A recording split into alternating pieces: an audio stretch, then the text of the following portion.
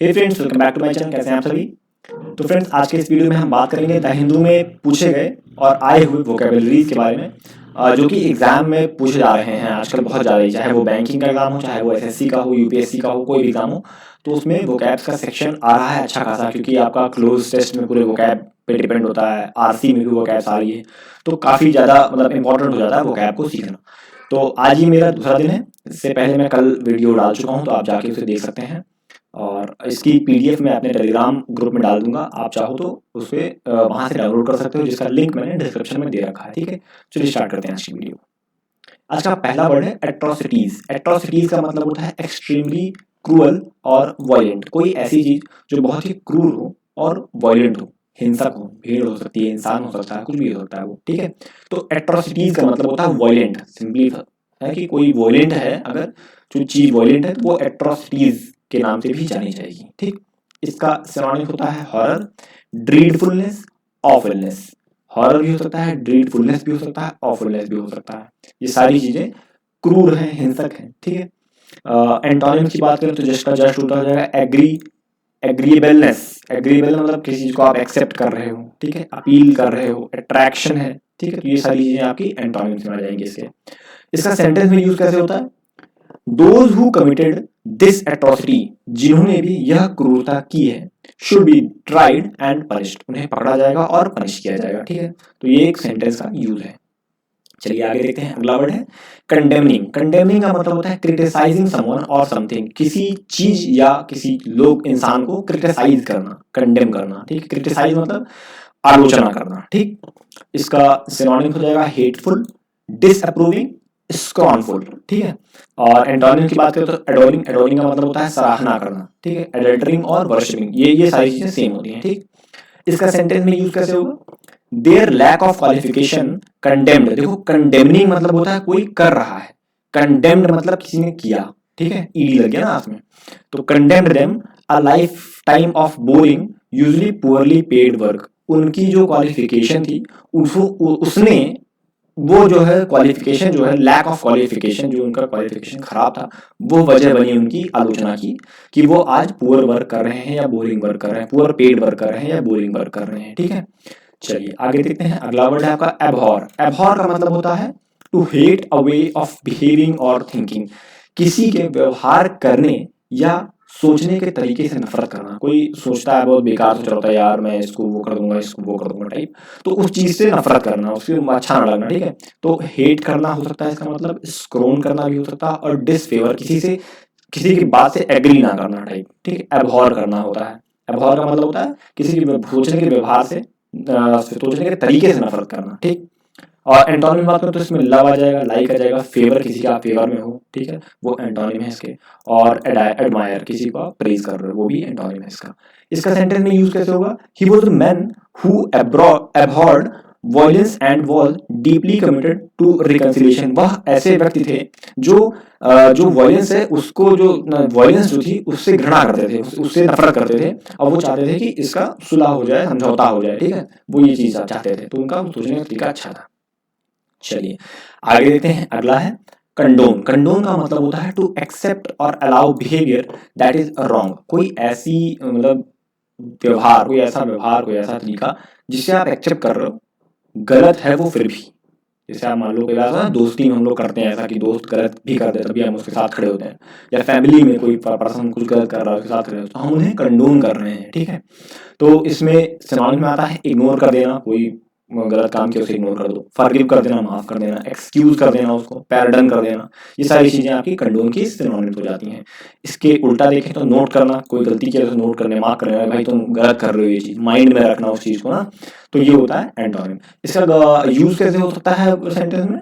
If the government is seen to condone violence. अगर government violence को condone करेगी, मतलब स्वीकार करेगी, जो गलत बिहेवियर उसको स्वीकार करेगी, the bloodshed will never stop. तो जो खून, मतलब ब्लडशेड को मतलब कहते हैं कि जो तबाही मची हुई है वो स्टॉप नहीं होगी कभी, अगर गवर्नमेंट इस चीज को एक्सेप्ट करेगी, जो गलत बिहेवियर से एक्सेप्ट करती रहेगी हमेशा तो।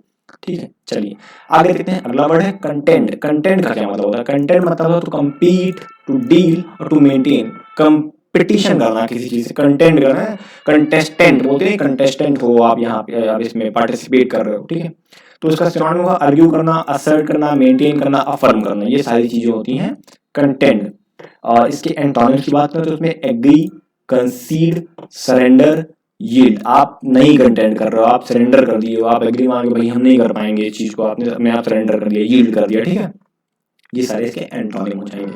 तो इसका सेंटेंस में कैसे यूज होगा, the top tennis player in the world are contending for this title. तो टेनिस के जो टॉप प्लेयर्स हैं वो कंटेंड कर रहे हैं इस टाइटल के लिए, पर्टिकुलर टाइटल के लिए compete कर रहे हैं आपस में, ठीक है। चलिए आगे देखते हैं, अगला वर्ड है डिसर्शन। डिसर्शन मतलब होता है द अबेंडमेंट विदाउट कंसेंट और legal justification of a person, post और रिलेशनशिप। यानी किसी व्यक्ति, पद या रिश्ते की सहमति या कानूनी औचित्य के बिना परित्याग। मतलब कि कोई चीज है उसे आप बिना किसी कंसर्न के प्रॉपर बातचीत किए बिना ही छोड़ दे रहे हो, ठीक है। जैसे कोई रिलेशनशिप में हो आप और प्रॉपर तरीके से आपने बात नहीं की और रिलेशनशिप पे चले गए बाहर, तो डिसर्शन होता है उसका, मतलब डिसर्शन कहते हैं उसको, ठीक है। तो इसका होता है सिनोनिम अबेंडमेंट, अमेंडमेंट होता है अबेंडमेंट, और डिफेक्शन होता है और डिस्कार्ड होता है, इसके सिनोनिम होते हैं। इसके एंटोनिम्स की बात कर लें तो रिटेंशन, रिट्राइवल और डेडिक्शन, ये सारी चीजें इसके एंटोनिम हो। इसमें क्या होता है, आप जुड़ते हो, बातें करते हो, मतलब जल्दी आप छोड़ते नहीं हो, किसी चीज को छुटकारा नहीं पाते हो, किसी चीज से पाना चाहते हो, ठीक है। तो इसका वर्ड में सेंटेंस में कैसे यूज होगा, ड्यूरिंग द वॉर डिसर्शन मतलब छोड़ के चले जाना, was punishable death, punishable by death. अगर वॉर के दौरान आप जो जंग का मैदान से छोड़ के चले जाते हो तो आपको डेथ की पेनल्टी या पनिशमेंट दी जाएगी, ठीक है। चलिए आगे देखते हैं, अगला वर्ड है चैंपियनिंग। चैंपियनिंग का मतलब होता है सपोर्टिंग, डिफेंडिंग और fighting for a person, belief और राइट। किसी के लिए, किसी चीज के लिए, किसी राइट के लिए आप लड़ रहे हो, चाहे अपने दोस्त के लिए लड़ रहे हो, चाहे अपने राइट के लिए लड़ रहे हो, चाहे किसी बिलीफ के लिए लड़ रहे हो, भाई हमारा ये बिलीफ है हम इसको मानते हैं, तो ये हमारे जैसे वो नहीं गॉड हमारे हैं हम उनको मानते हैं इनको, ये तो उस चीज के लिए लड़ना, उनका बचाव करना, वो होता है चैंपियनिंग। तो इसके सिनोनिम्स की बात करें तो एडवोकेटिंग, एंडोर्सिंग और सपोर्टिंग किसी को, ठीक है। और एंटोनिम सिंपली है कि भाई किसी को आप सपोर्ट करो तो उल्टा अपोज करना, फ्रस्ट्रेटिंग, डिसअपॉइंटिंग, ये सारी चीजें इसकी एंटोनिम हो जाएंगी, ठीक है। तो इसका सेंटेंस में यूज करते हैं see championing a new law that will protect the environment. तो वो एक न्यू लॉ को सपोर्ट कर रही है जो एनवायरमेंट को प्रोटेक्ट करेगी, ठीक है। चलिए आगे देखते हैं, अगला वर्ड है एम्ब्रॉयड। एम्ब्रॉयड का मतलब क्या होता है, एम्ब्रॉयड होता है to put someone in conflict और डिफिकल्टीज, किसी को किसी प्रॉब्लम में डाल देना। भाई जिसको ना कि कहते हैं एग्जाम्पल के दोस्त जो होते हैं वो, अगर आपके पास ऊपर कोई प्रॉब्लम आई है, दोस्त आपके आए हुए हैं, तो वो उस प्रॉब्लम को सॉल्व नहीं करेंगे, उसको और बढ़ा देंगे, तो एम्ब्रॉयड कर देंगे आपके कोई दोस्त या कोई भी, बस एग्जाम्पल दे रहा हूँ एक। तो कोई किसी इंसान को प्रॉब्लम में और डाल देना, उसकी कठिनाई को और बढ़ा देना, ठीक है, ये होता है एम्ब्रॉयड करना, ठीक। तो इसके सिनोनिम्स की बात करें तो इसमें इन्वॉल्व हो जाता है, इंटेंजेड हो जाता है, इम्प्लीकेटेड हो जाता है। ये इन्वॉल्व कर देना, एम्ब्रॉयड करना, किसी इंसान को उसमें डाल देना। और एंटोनिम्स की बात करते हैं तो अनइन्वॉल्व, अनइम्प्लीकेटेड और क्लियर, एकदम साफ है, कोई उसमें कुछ नहीं है, आप कुछ ऐसा नहीं कर रहे हो जिससे किसी को प्रॉब्लम हो या कोई प्रॉब्लम में जाए, ठीक है। तो इसका यूज कैसे होगा, सेंटेंस में the United Nations was reluctant to get its forces embroiled in the civil war. जो यूनाइटेड नेशन है वो अपने फोर्सेस को कठिनाई मतलब प्रॉब्लम में डाल रही है, अपने जो सिविल जो लोग हैं वहाँ पे जो फोर्सेस हैं उनकी, उनको वॉर के प्रॉब्लम में डाल रही है, ठीक है, जानबूझ के।